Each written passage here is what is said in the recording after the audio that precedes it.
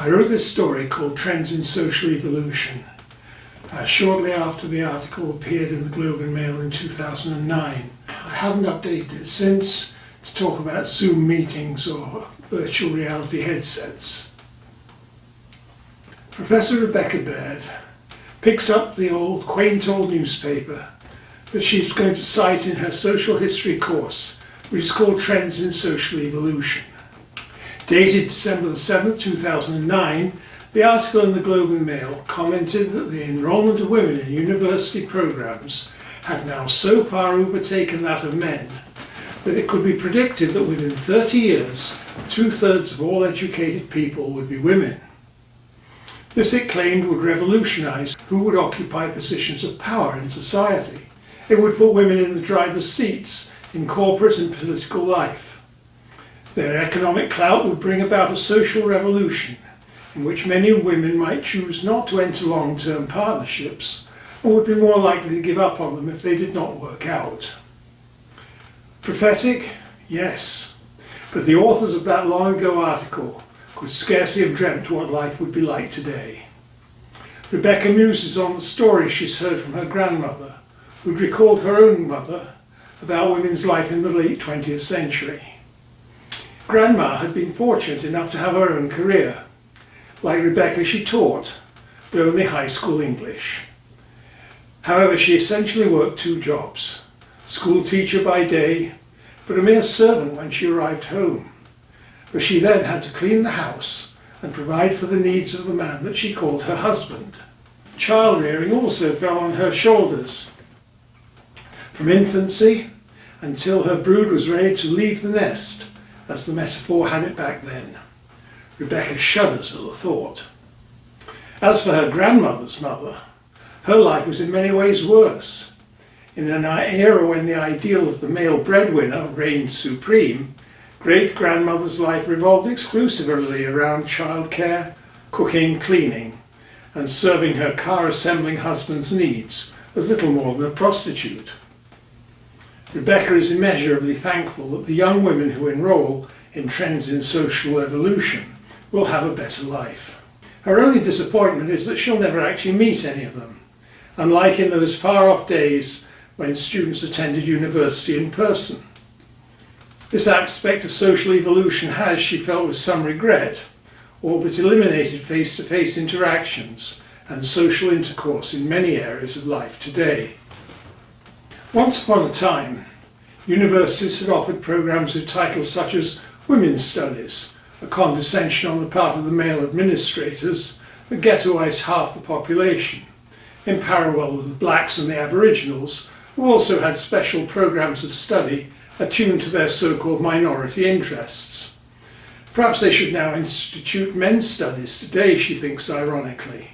But then she immediately dismisses the fantasy, because men of ability are equally welcome to take higher education today. Indeed, some 5 to 10% of registrants at her own institution are men, mostly in engineering and computer sciences. Men of ability have every possibility of advancement in the professions. In point of fact, a man served as the last but one president of the Canadian Medical Association, albeit not a particularly distinguished one.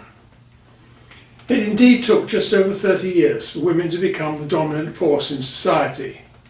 Of course, if you look carefully, as she does, as a social historian, you can see the origins of this outcome in the feminisation of the teaching profession. Even before the time of the article she was reading, teachers had begun to groom the brighter female students towards higher education and the attainment of real power. What an irony it was that the present Prime Minister, Stephanie Harper, should be the great-granddaughter of that reactionary conservative, Stephen Harper. What would he have thought had he lived to see Stephanie dismantling all he held dear? The military, the diplomatic cozying up to the other male world leaders, and the filthy outdated technologies that relied on coal and the oil sands. The pace of social change accelerated once women had become the leading thinkers in academic and political life. Perhaps the most important new counsel came from the social agrobioeconomists, who pointed out parallels in the disparity between supply and demand in animal husbandry and in human society. For generations, sexing of day-old chicks has allowed egg producers to eliminate males from the females that will be raised as laying hens. A similar rationale prompted dairy farmers years ago to do away with unwanted bull calves. Stud bulls, specifically raised, allow the best genetic material to be retained within the dairy herd, and for this only the best are wanted. Even in the 19th century, students of nature had noticed that political organisation of insect communities, such as honeybees and ants, involved around a dominant female known as the queen. Honey was gathered or work done by a lower caste of females. The males, known as drones, served merely as sources of insemination. As a result, few drones were needed, and the surplus ones were driven out of the hive to starve. These ideas came to prominence along advances in genomics that made possible the prediction of a human's individual lifetime health versus disease and the estimation of human potential, both with a very high degree of accuracy. At first, some people equated these ideas with the discredited theories of eugenics from the early 20th century. But it was soon realised that eugenics has as little in common high advanced human reproductive strategies, known as AHRS, as the old-fashioned creation myths had in common with cosmological quantum physics. Advanced human reproductive strategies, AHRS, developed certain objectives from the outset, and these have been refined over the past several decades. These are to match as far as possible form with function, with the goal of bringing into being human beings matched to the roles they will carry out in society. More controversially, AHRS aims to adjust the male to female ratio from approximately parity to the needs of modern society. Thus, for example, males are needed to carry genetic information associated with beauty, in males as well as females, as will be mentioned shortly, and with intelligence, athleticism and so on. High-performance females are valued for their ability to persevere at difficult tasks, while their lower caste sisters provide the principal source of talent in the so-called helping professions, such as healthcare, education and social sciences. Once advanced human reproductive strategies had become the norm, as with artificial insemination, it no longer made sense for a child to carry its father's family name. So Rebecca, like all her professional peers, has her mother's family name. In this environment, very few high-performing women keep a long-term partner. With the very best of human genetics available by artificial insemination, few women want to risk being the recipient of inferior genetics. In the professional classes, the social norm is now that women raise their children collectively. The advantage of this system includes the companionship that used to exist in so-called traditional family, of man, woman and children, but without the demeaning division of labour that this had entailed. One of the issues that Rebecca intends to focus on in this year's offering of Trends in Social Evolution is the vexed question of child rearing. Two schools of thought on this currently compete for primacy. The more conservative approach, or Family Collective Child Development, FCCD, is still by far the most common. It places children in childcare centres by day and returns them to their family collective after working hours. The role of the childcare centres is to form the children's minds, whether male or female, for the role they will take in society, and to train them in their future skills. The conservative Family Collective Child Development model envisions considerable nurturing of the child's development at its mother collective.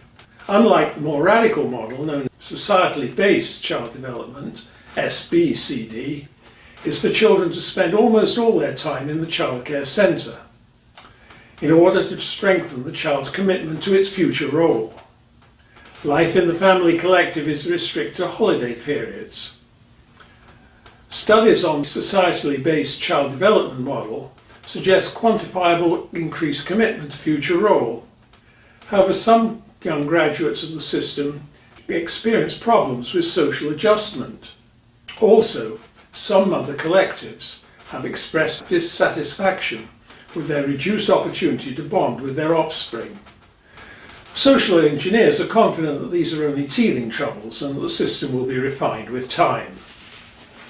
Rebecca herself, though she was raised on the family collective model, is a strong advocate of the societally based child development approach. Indeed, by the end of their thrice yearly 2-week vacation periods, she's glad to see them safely return to the SBCD Childcare Centre so that she can resume her research in social history. These new family arrangements have undoubtedly brought women a degree of freedom unimaginable to their not-so-distant ancestors. These advantages are obvious in the case of the societally based child development model, which releases mothers from all constraints except during the thrice-yearly holiday periods. But similar freedom is also possible under the family collective child development model, because when one member of the mother collective wishes to spend an evening or longer away from the family collective, the other members are available to take over child care. In the case of Rebecca's own mother collective when she was a child, the women set up a point system so that no one could take advantage of the others by freeloading, an issue that's a frequent source of friction under the family collective model. Perhaps the most dramatic social change, however, has been the uncoupling of the relationship between family, procreation and sex. Both models of child development allow women to live in family collectives independently of men. Although these arrangements allow an excellent degree of companionship between the women involved, they rarely develop into lesbian sexuality. Most women remain markedly heterosexual.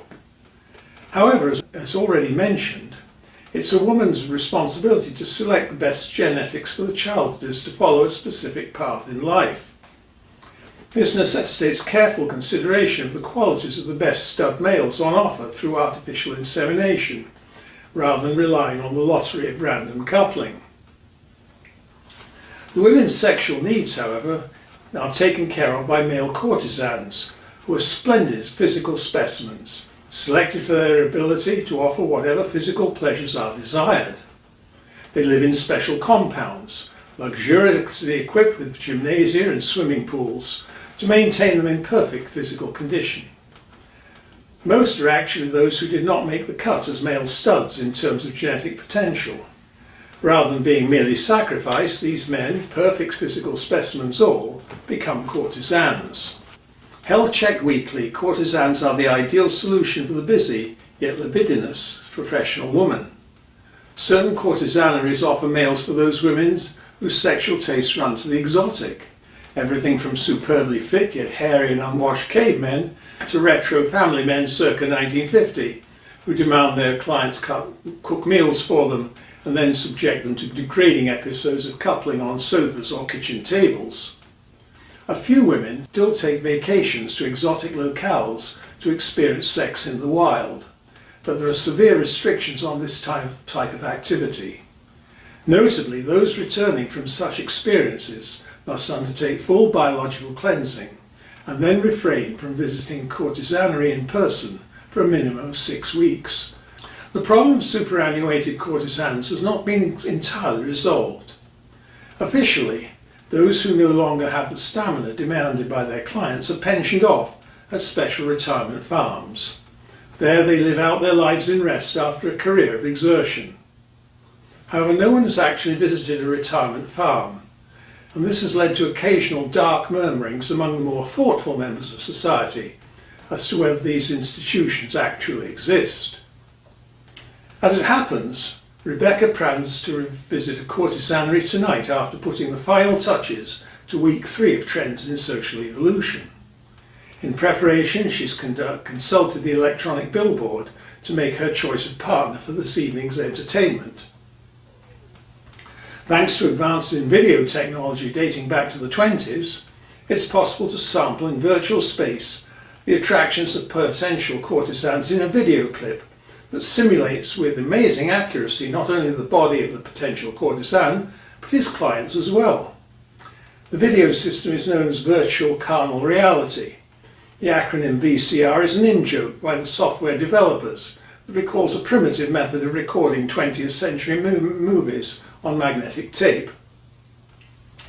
Thoughtfully, with her mind alternating between the question of how to best present the debate on child rearing to her students, and the pleasurable anticipation of an evening with tonight's favourite and darkly handsome Latino courtesan Raoul, Rebecca puts away her electronic document reader and opens her clothes collar to find appropriate lingerie for her evening out.